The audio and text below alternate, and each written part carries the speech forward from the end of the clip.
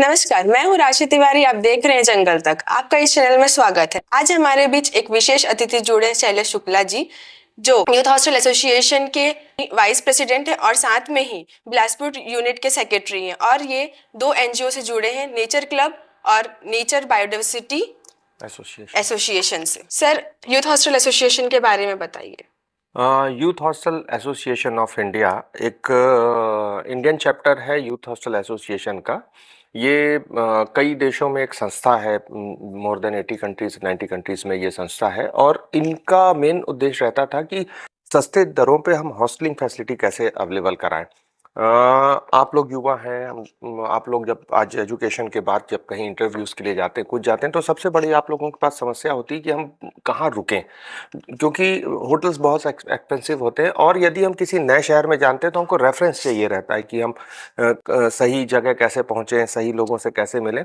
तो youth hostel association एक ऐसा मंच है जो युवाओं को एक मंच प्रदान करता है, एक कोऑर्डिनेशन करता है उनके साथ। और यहाँ पे हम जो youth hostel association of India है, हम इसके इंडियन चैप्टर में डील करते हैं और हमारी हर स्टेट में ब्रांचेज हैं और स्टेट की ब्रांचेस के अलावा हमारे शहर में भी यूनिट होते हैं। तो there are more than 200 branches India में हमारी हैं। और हम लोग हॉस्टलिंग एक्टिविटी के साथ साथ हम लोग यूथ एक्टिविटीज़ को भी काम करते हैं, उस पर भी काम करते हैं। जैसे हम लोगों का बेसिकली जो है युवा लोगों को कैसे हम नेचर के पास ले जाएं, ट्रैकिंग करवाएं। यूथ एक्टिविटी में जैसे राफ्टिंग है, पैराग्लाइडिंग है, ऐसे बहुत सारी हैं। अभी स्नो ट्रैकिंग्स चल रही हैं हमारी उत्तरांचल एरिया में, कश्मीर में हमारे होते हैं। हमारी कश्मीर से लेकर कन्याकुमारी तक हर जगह यूनिट्स हैं। तो हर समय कहीं न कहीं कोई ना कोई एक्टिविटी होती रहती है। साइक्लिंग एक्सपीडिशन है, मोटर बाइकिंग है, लेह लद्दाख जैसी जगह हम लोग एक्टिविटीज़ करते हैं। तो हमारी राउंड द कंट्री ये चलती है। और इसके अलावा यदि कोई विदेश जाता है तो वहाँ पर भी उसको इतने सस्ते दर पे हॉस्टलिंग एक्टिविटीज़ मिलती है और उनकी एक्टिविटीज़ में भी वो हमारी पूरी लिस्टिंग रहती है, वेबसाइट पे आप देख सकते हैं। तो हम लोग इसके बिलासपुर चैप्टर में देखते हैं और जनरली हम लोग यहाँ पे ठंड के सीज़न में अपने कुछ कार्यक्रम कराते हैं। इसके अलावा हम लोग समाज के भी कुछ कार्य करते हैं। जैसे कभी स्कूल्स में हम लोग अवेयरनेस कैंपेन चलाते हैं, कभी कोई ज़रूरत पड़ती है तो वहाँ पे एसोसिएट करते हैं। तो जो भी एक एक्टिविटी एक अच्छे युवा को करना चाहिए, उसके लिए हम उसको प्रेरित करते हैं, उसके साथ काम करते हैं। जी सर। सर, जैसे आप एनजीओ नेचर बायोडाइवर्सिटी एसोसिएशन चलाते हैं, तो इसमें क्या काम होता है? बेटा, जब हम लोग मैं जब तुम्हारे जैसे कॉलेज में पढ़ता था उस समय था, तो उस समय कुछ ऐसे वो हुए कि मेरा इंट्रोडक्शन हुआ कुछ ऐसे एनजीओ से जो फॉरेस्ट के लिए काम करते थे कि हम नेचर को कैसे कंजर्व करें। और उस समय कुछ हमारे साथी थे, वो उन्होंने एक नेचर क्लब का फाउंडेशन किया। और उस समय हम लोग जो सबसे बड़ा काम करते थे वो इस अचानक मार टाइगर रिजर्व में टाइगर सेंसस के लिए जाते थे कि यहाँ पे हम जो वाइल्ड लाइफ है उसकी गणना करें, उनको एसोसिएट करें, उसको कैसे प्रोटेक्ट करें। तो उस समय ये प्रोजेक्ट टाइगर में नहीं आया था, उस समय ये एक रिजर्व फॉरेस्ट नहीं था, उस समय एक सामान्य जंगल था। तो हम लोगों ने जब यहाँ पे देखा कि इसमें बहुत स्कोप है अचानक मार में और कान्हा से इसका कॉरिडोर है, हर जगह जुड़ा हुआ है। एक समय हम लोगों ने ये भी सुना था कि आज़ादी के पहले यहाँ लाखों की संख्या में टाइगर मध्य भारत में होते थे। मतलब टाइगर एक आइकन होता है, वो कोई एक ऐसा टाइगर का होना, आप कहोगे कि यार वो तो एक मांसाहारी जानवर है, हम उसको क्यों प्रोटेक्ट कर रहे हैं। आपने इकोसिस्टम पढ़ा होगा, उसके टॉप पर टाइगर है। तो अगर वो बैलेंस हम बना के रखेंगे तो नीचे की चीज़ सरवाइव करेगी। तो प्रोजेक्ट टाइगर 1973 में जब इंदिरा जी ने चालू किया हुआ था, तो उनका उद्देश्य यही था कि हम जंगल को कैसे प्रोटेक्ट करें। उसके लिए इन्होंने प्रोजेक्ट टाइगर एक किया। तो कॉर्बेट में और कान्हा में चालू हुआ था और हमारे साथ ये सौभाग्य है कि हमारा अचानक बार उससे जुड़ा हुआ है। तो फिर हम लोगों ने इस ओर प्रयास करना चालू किया और फिर अंत में काफ़ी पत्राचार हुए। हम लोग दिल्ली तक गए, हमारे साथी बहुत इसमें स्ट्रगल किए, बहुत अच्छे अच्छे हमारे साथी थे। तो सब लोगों ने बहुत काम किया। हम लोग गांव से जो जंगल से जुड़े हुए गांव हैं वहाँ के लोगों के लिए काम किए और अपना जो भी श्रेष्ठ कर सकते थे वो करके इसको हम लोगों ने प्रोजेक्ट टाइगर में सम्मिलित करवाया। और धीरे धीरे धीरे धीरे फिर यहाँ पे विस्थापन हुआ और अभी भी बहुत सारी चीज़ें होना है जिसके लिए हमारे साथी लगे हुए हैं। तो ये एक हमारा प्राइमरी काम था। तो उस समय क्या होता है कि हमको जंगल, जब हम कॉलेज में पढ़ते थे तो हमको ये लगता था जंगल कैसा होता है, और जंगल जाने के लिए कुछ साथियों की आवश्यकता पड़ती है, और बस ऐसे ही एक शौक पला, और वहाँ पे जाके हम लोग जंगल को देखे, समझे, और धीरे धीरे फिर एक शौक जो है वो एक पैशन बन गया। और अब हम लोग अपने काम के साथ साथ इसके लिए भी काम करते हैं। नेचर क्लब के अलावा मैं एक और NGO NBA natural biodiversity association से जुड़ा हुआ हूँ। इसमें हम लोग इस समय वर्क कर रहे हैं एनिमल ह्यूमन कन्फ्लिक्ट पे। देखिए, आप लोग भी बहुत ज़्यादा, आप लोग फॉरेस्ट्री के छात्र हैं, आप लोग बहुत ज़्यादा अवेयर हैं कि हम लोगों को फॉरेस्ट को बचाना, और फॉरेस्ट तभी बचेगा जब लोगों का सहयोग रहेगा। हम सिर्फ डिपार्टमेंट वाइज या पढ़े लिखे लोग जाके जंगल नहीं बचा सकते। जंगल बचेगा जंगल में रहने वाले लोगों से, और जंगल में रहने वाले लोगों को जब तक हम जंगल से जुड़ी हुई चीज़ें नहीं देंगे, जब तक हम उनको वो फैसिलिटी नहीं देंगे कि जंगल में वो अच्छे से रह सकें, तब तक नहीं। देखिए, आज क्या हो रहा है, जंगल सिमट रहा है, पॉपुलेशन एक्सप्लोड हो रहा है। हमारा ह्यूमन जो पॉपुलेशन है वो बहुत ज़्यादा बढ़ चुका है, और हमको पॉपुलेशन को कोप अप करने के लिए ज़मीन की आवश्यकता है, क्योंकि हर कोई चाहता है कि उसका एक घर हो, उसके पास एक खेत हो, कोई काम हो। तो हम क्या कर रहे हैं, हमारे जो जंगल से जुड़े लोग हैं वो क्या कर रहे हैं, जंगल काट रहे हैं। जंगल काटने से क्या हो रहा है, जो वहाँ के मूल हैं, जो जो वहाँ के जानवर हैं, वो बहुत ज़्यादा प्रभावित हो रहे हैं।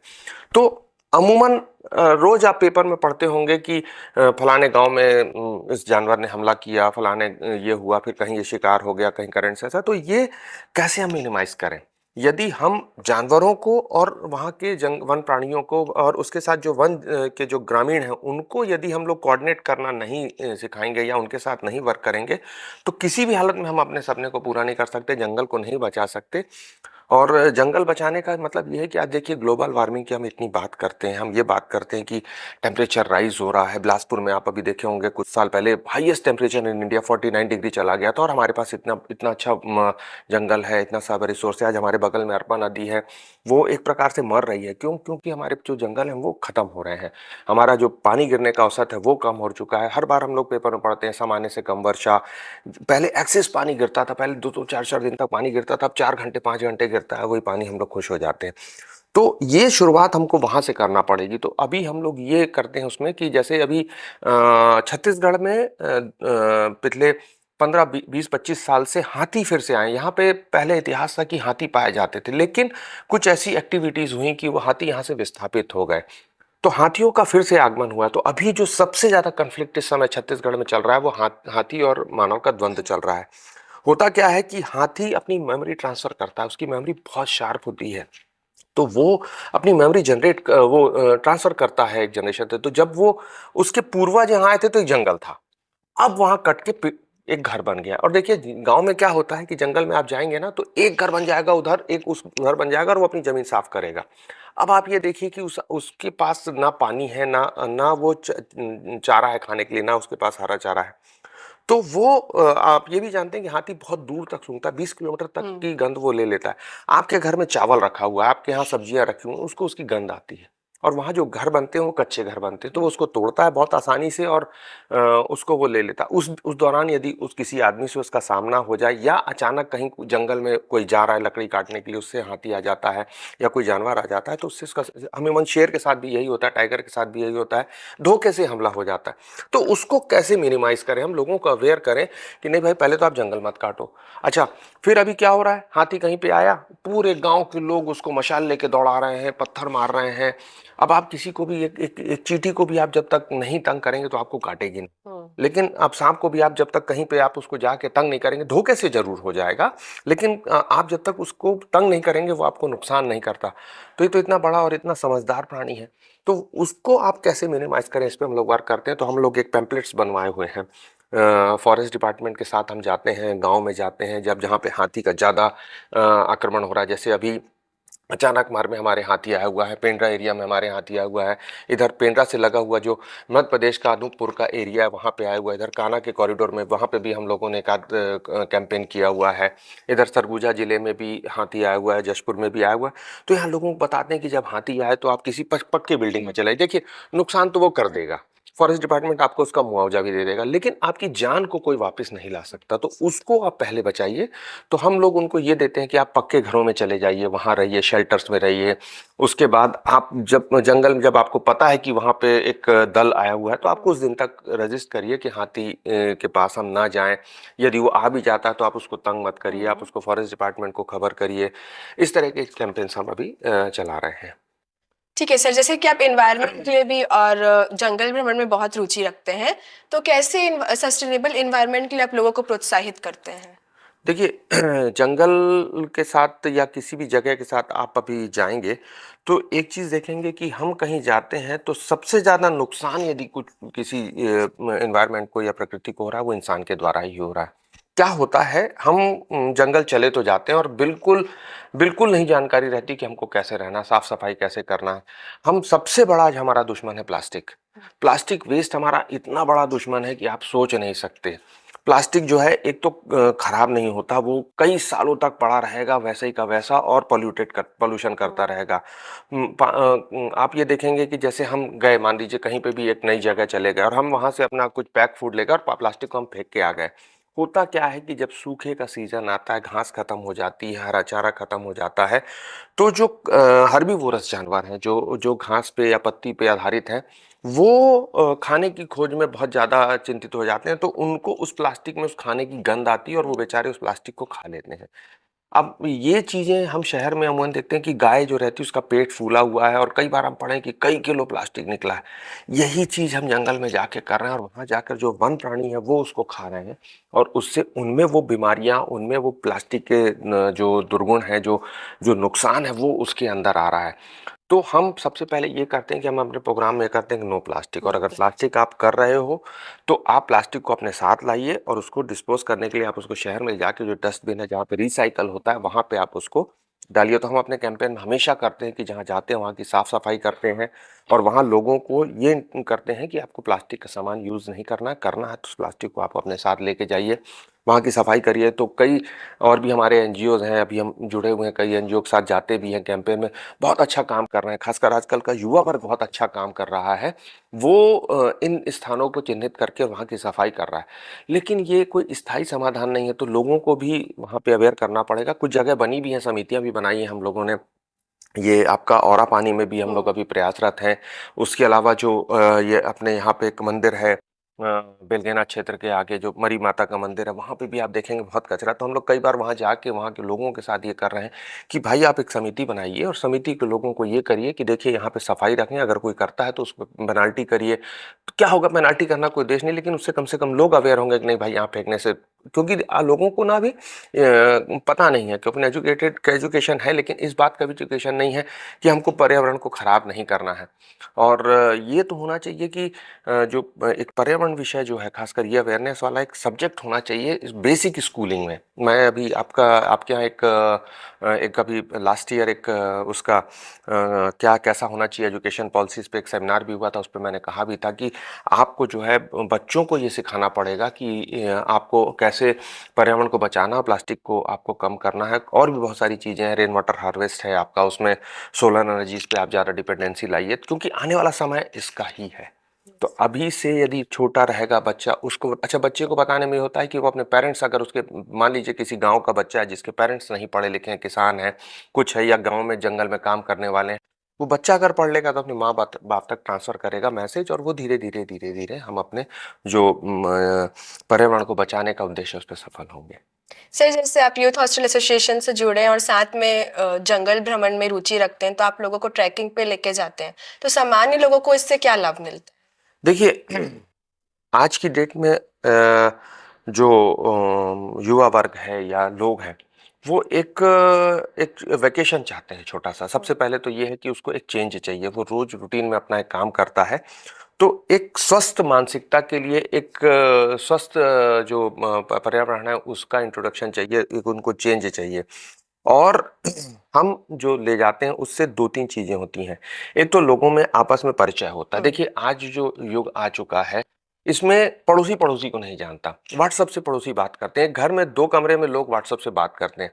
तो यदि हम उनको एक स्टेज दें जहाँ पे आपस में मिलकर यदि एक दिन बिताएं और बहुत अच्छी चीज़ों को देखें, बहुत अच्छा कुछ वर्क करें, फिजिकल एक्टिविटी करें। देखिए हम ट्रैकिंग कराते हैं तो फिजिकल एक्टिविटी होती है, नेचर के पास जाते हैं, प्योर ऑक्सीजन आपको मिलता है, थोड़ी देर के लिए आपका मन साफ होता है। अब दुनिया की जो जैसे बोलते हैं ना अपन मेडिटेट करते हैं, तो it is a type of meditation. हम जब कहीं ट्रैकिंग पे जाते हैं तो हम सिर्फ उसी के विषय पे सोच रहे हैं, हम वहाँ के बारे में सोच रहे हैं, वहाँ की प्रकृति के बारे में सोच रहे हैं। हम भूल जाते हैं कि हम अपनी किताबों में क्या था, हम क्या था, एक दिन के लिए हम दुनिया को भूलते हैं। तो वो जो चेंज है लाइफ में, वो एक एनर्जी प्रोवाइड करती है। तो हम युवा लोगों में एक एनर्जी भरने का काम करते हैं। युवा क्या, हमारे युवा मतलब एक बच्चा जो है जो चल फिर सकता है, वहां से लेके वो टिल डेट जब तक वो है तब तक वो युवा रहता है। तो युवा तो आदमी अपने दिमाग से, अपने दिल से होता है, और कोई शरीर उसका जब तक साथ दे तब तक वो युवा रहेगा।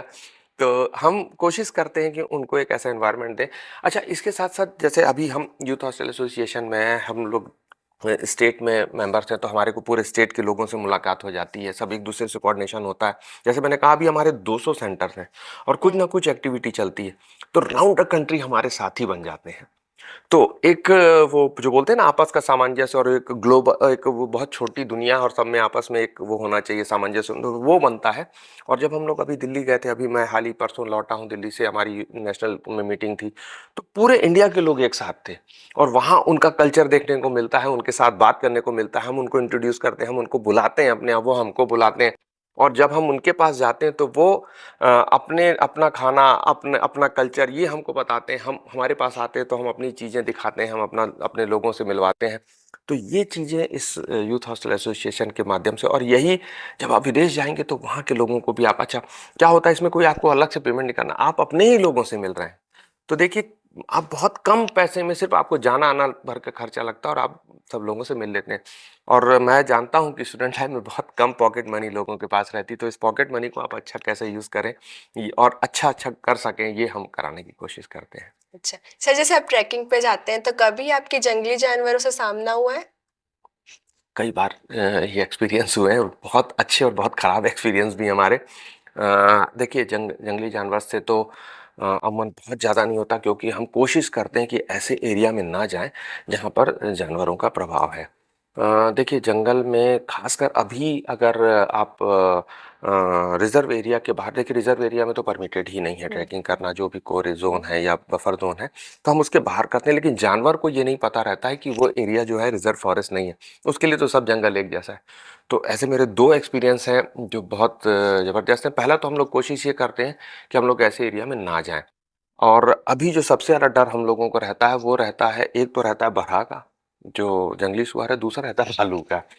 तो क्योंकि हम लोग पढ़ते हैं भालू कभी भी आ जाता है और वो आ जाता है। मैं जब कॉलेज में पढ़ा रहा था, तो एक ट्रैकिंग हम लोगों ने कोरबा यूनिट से करी थी चैतुरगढ़ की। ये बात मैं आपको बता रहा हूँ 97-98 की। और चैतुरगढ़ के जंगल में हम लोगों ने 3 स्टेज की ट्रैकिंग कराई थी। पहला स्टेज वो था जो बिल्कुल बुजुर्ग हैं वो सीधा चैतुरगढ़ पहुंच जाएं और वहां पे खाने की व्यवस्था देखें। सेकंड जो यूनिट के लोग थे वो जेमरा करके गांव है, वहां से पहाड़ को चढ़े थे, जो छोटा सा ट्रैक था। और तीसरे में हम लोग करीब करीब 11-14 लोग थे जो लाफा से चतुरगढ़ पैदल चढ़े थे। और एक पीछे का रास्ता है, वो रास्ता जनरली यूज होता है नवरात्रि के दौरान, गांव के लोग उसमें पैदल जाते हैं। और वो मतलब उस समय नवरात्रि नहीं थी, हम लोग उसको जनवरी में ट्रैक कर रहे थे।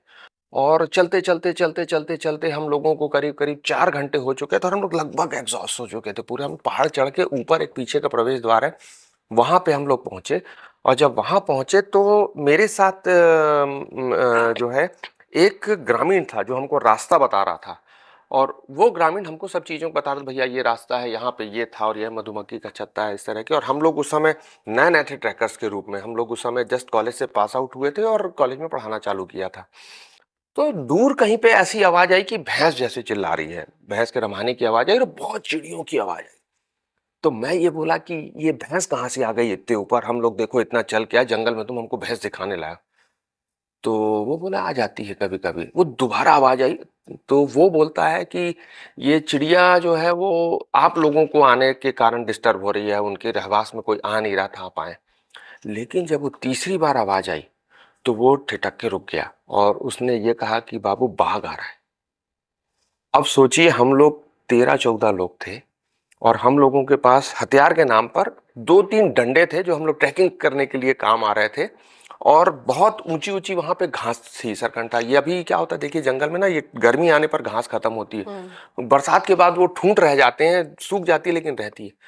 तो हम लोगों को एक चलने की पगडंडी और वही एक पगडंडी ऊपर पहाड़ में थी और दोनों तरफ खाई थी, उसके थोड़े थोड़े दूर, मतलब वो करीब होगा 50-100 मीटर का एक पठार होगा और उसके दोनों तरफ खाई और सामने से टाइगर चला आ रहा है, ऐसा पता चल रहा है। अब हम लोगों को समझ में ना आया करें क्या, सबके हाथ पैर फूल गए। तो वो भी घबरा गया। तो उस दौरान हम लोग वहीं पे देखे तो एक नाला, कोई जो पहाड़ी नाला है उसका कोई एक रास्ता था जो पत्थरों में था। तो हम लोगों ने सबने डिसाइड किया कि इस नाले में घुस जाते हैं और वो यहाँ से निकल जाएगा। और वो जनरली होता क्या है, टाइगर का एक नेचर होता है कि वो वहीं चलता है जहाँ पे पगडंडी है। वो ऐसा नहीं कि कहीं भी जंगल में, हम लोग सोचते हैं ना जंगल में, नहीं, वो बहुत सोच समझ के जाता है। उसको भी अपने पंजे बचाना होता है। आप लोग जानते हैं ना, टाइगर कैट फैमिली से होता है। तो कैट फैमिली के नाखून अंदर होते हैं, तो नाखून अंदर करके वो अपने क्लॉस को बचाता है। कोई भी जानवर जो है घायल होना नहीं चाहेगा। उसकी स्ट्रेंथ जो है उसके दांत और उसका पंजा, ये दो चीज उसकी स्ट्रेंथ होते हैं। तो वो भी बहुत सॉफ्ट जमीन पे चलता है। हाँ, जब जरूरत पड़ती है तो जरूर वो अटैक करे अपने, जब वो घात लगा के कहीं हमला करता है अपने शिकार पे, तब जरूर करता है।